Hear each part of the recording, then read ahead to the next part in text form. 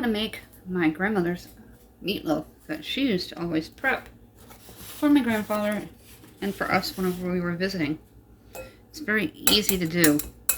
I loved sitting in the kitchen watching my grandma cook, especially when she was doing her cheesecakes and sauces and things.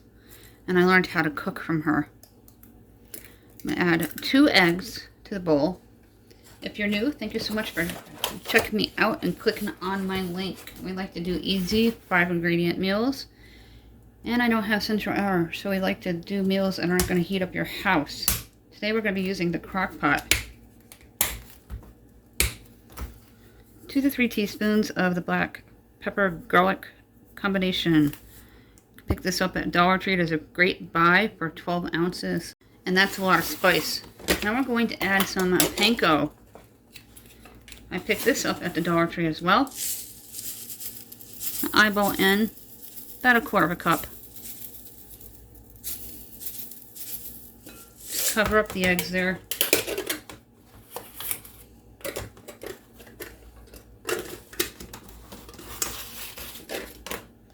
And then we're going to add in ketchup. We are not a family that likes Worcestershire sauce, so if you have it and you like it, go ahead and add it. 2 tablespoons of ketchup. And I have a can of tomato soup. I'm going to put part of the can into the bowl, and then some on top of the meatloaf. About 1 tablespoon. You're going to take your fork and whisk it all together before you add your beef in.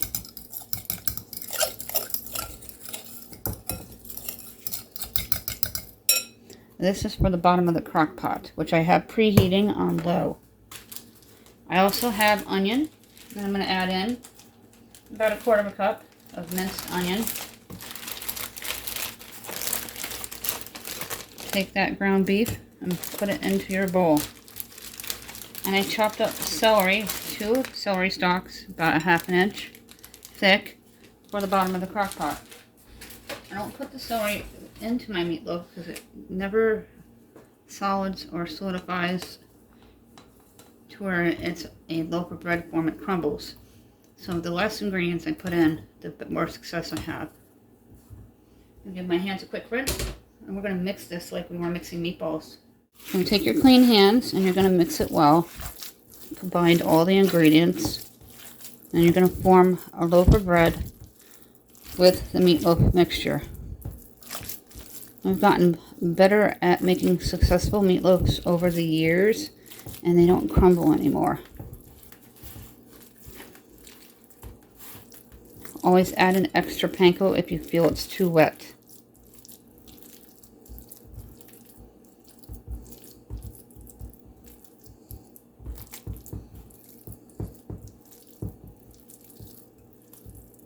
I'm going to add in a little more panko and mix it further. Started out with 1/4 cup, and we have about a cup of panko. So start with a cup of panko. For my family purposes, I start small and add on if needed.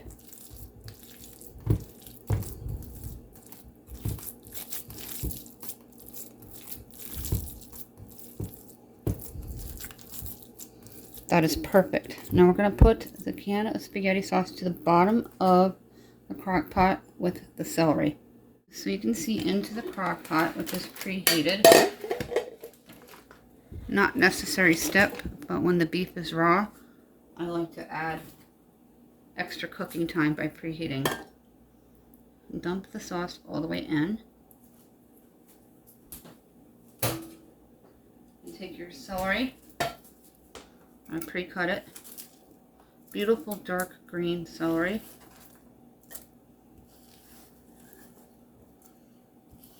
It is like golf course green. And we bought it over a week ago. And because I wrap it in paper towels, it's still fresh.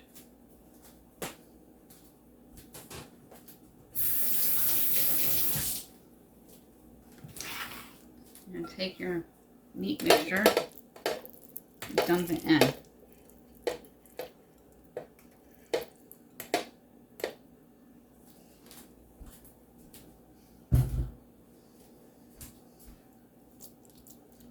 form it into a bread of loaf.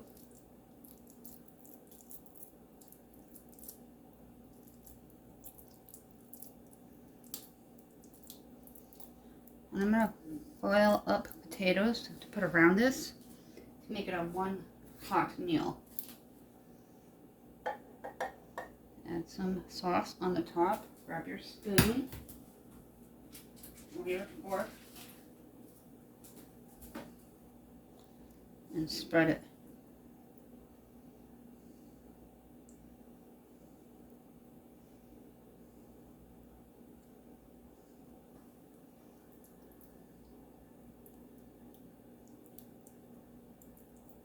I'm just touching up the sides of the bread style meatloaf here. Just what the meatloaf looks like on the bed of celery and sauce. It's going to sit on low all day. I'm going to add 3 potatoes into the crock pot. My youngest doesn't eat baked potatoes, which is funny because they like McDonald's French fries. Kids are kids. We're going to come back later today. I'm going to take it out of the crock pot, and then you're going to see what it looks like on the plate. I'm going to add a little bit of water around the meatloaf to help cook the potatoes. Now we're going to boil them. Go ahead and take my knife. Just stick each potato. This is called scoring. And it will help cook the potatoes in the crock pot. And I foil my potatoes like I would the oven.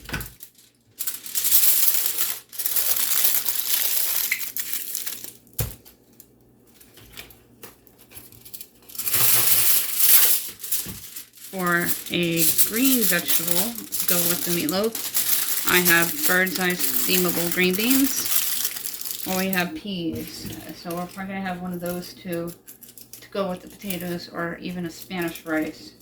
I try not to have 2 starches with sides though. We just had Spanish rice on vacation with our pork chops.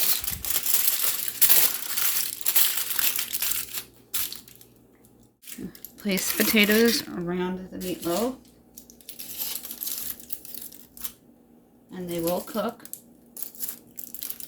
I've done this many times before. And we'll take the potatoes out first and cover this and let it sit. I'm starting this about 9 o'clock in the morning. So around 3:30 in the afternoon, we'll check the potatoes. Always use a fork. If the fork goes down with ease, it's done. Never use a knife to check your potatoes because knives cut through just about anything unless they're dull. And then I'll check the meatloaf with a meat thermometer. And you'll see the final look on a plate. Take a peek to see how the potatoes and meatloaf is doing. Ooh, look at that steam. Look at it. Awesome. And best of all, you didn't heat up your kitchen. I put the crock pot to keep warm because the fork went all the way through the potato, and the meatloaf is done, and it will stay and keep warm until we're ready to have our dinner. Take the potatoes and the meatloaf out and put them onto a plate, and you can see a final view of what this looks like. Here's what my meatloaf looks like on the plate. Perfect. Buttery baked potato, and I'm not going to do another side because it is over 90 degrees. And we have a terrible thunderstorm heading our way. I'm hoping it misses us. I'm going to try to get some pictures of the clouds. There are huge wall clouds over our house. So it looks like it may be coming soon. They keep posting online, the meteorologist, about the storm. For this video, thank you so much for cooking with me today in my kitchen and making this real easy 5-ingredient meatloaf from your refrigerator to your crock pot. Very pantry friendly, frugal, and budget friendly, and will feed your family of 4 with leftovers. If you are new, don't forget to smash on that subscribe word and tap on that bell. When we get to 1,700, we're going to issue out 2 $10 Dollar Tree gift cards. Every 100 subscribers, we like to issue out 2 of them, just to say thank you for becoming a part of my growing family and enjoying our videos here at Let Us Eat.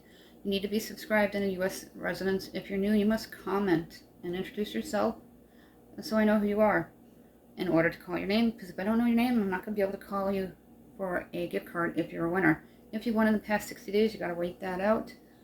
If you don't answer me within 2 business days, you'll be disqualified and another name will be chosen. We're going to be selling Let Us Eat t-shirts.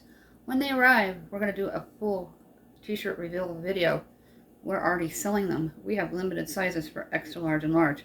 If you are interested, please send me a message on Facebook. Like the page, send the message.